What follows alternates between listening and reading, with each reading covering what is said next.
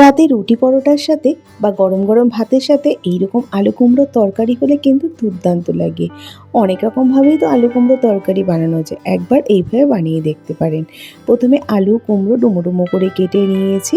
বেশ কিছুটা পরিমাণ চিনেবাদাম আর পাঁপড়, মানে বড় বড় পাঁপড়গুলোকে ছিঁড়ে 4-5 টুকরো করে নিয়েছি একটা পাঁপড়কে। কড়াইতে সর্ষের তেল দিয়ে পাঁপড়টাকে প্রথমে ভেজে নিচ্ছি। পাঁপড়গুলোকে ভেজে নেওয়ার পর বাদামটাকেও ভেজে নিচ্ছি। এখানে আমি সল্টেড চিনেবাদাম ব্যবহার করেছি, আপনারা কাঁচা বাদামও ব্যবহার করতে পারেন। বাদামগুলোকে বেশ লালচে করে ভেজে তুলে রাখলাম। এতটা তেল রান্নাতে লাগবে না বলে আমি একটু তেল কমিয়ে রেখেছি। ওই তেলের মধ্যে দিয়ে দিলাম গোটা জিরে ফোড়নে। ফোড়নটাকে 15 সেকেন্ড মতো নাড়াচাড়া করে নিয়ে দিয়ে দিলাম 1/2 চামচ হিং। বেশ কিছুটা পরিমাণ আদা গ্রেট করে নিয়েছিলাম, সেটা দিয়ে দিলাম, আর 2টো চেরা কাঁচা লঙ্কা। ফোড়নটাকে 15 থেকে 20 সেকেন্ড নাড়াচাড়া করে নেওয়ার পর আলু আর কুমড়োটা যে ডুমো ডুমো করে কেটে রেখেছিলাম, একসাথে আলু আর কুমড়ো দুটোই আমি দিয়ে দিলাম। আলু কুমড়োটাকে দিয়ে গ্যাসের ফ্লেমটা হাইতে করে দিয়েই 4 থেকে 5 মিনিট নাড়াচাড়া করে নেব।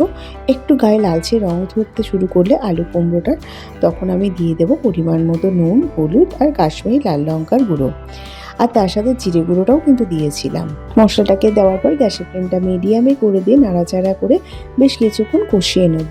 এইভাবে মশলাটার সাথে আলু কুমড়োটা ভেজে নিলে তরকারির স্বাদটা কিন্তু দ্বিগুণ বেড়ে যায়।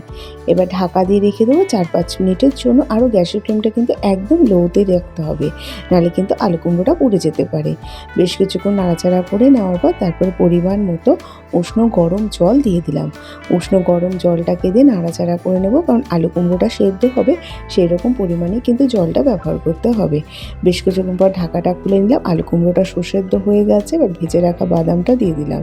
বাদামটাকে দেওয়ার পর পাঁপড় ভাজাটাকেও দিয়ে দিলাম। পাঁপড় ভাজাটাকে দিয়ে নাড়াচাড়া করে নিচ্ছি।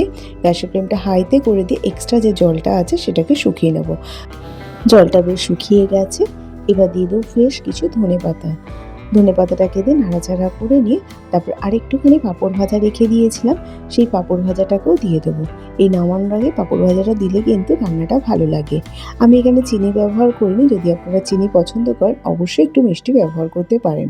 ঢাকা দিয়ে রেখে দিয়েছিলাম বেশ কিছুক্ষণ পর পরিবেশন করে দিলাম। একবার এইভাবে আলু কুমড়োর তরকারি বানিয়ে দেখতে পারেন। গরম ভাতের সাথে বা রুটি পরোটার সাথে কিন্তু অপূর্ব লাগে। আজ তাহলে আসি, আবার হাজির হয়ে যাবো নতুন করে রেসিপির সাথে। ভালো থাকবেন, ধন্যবাদ।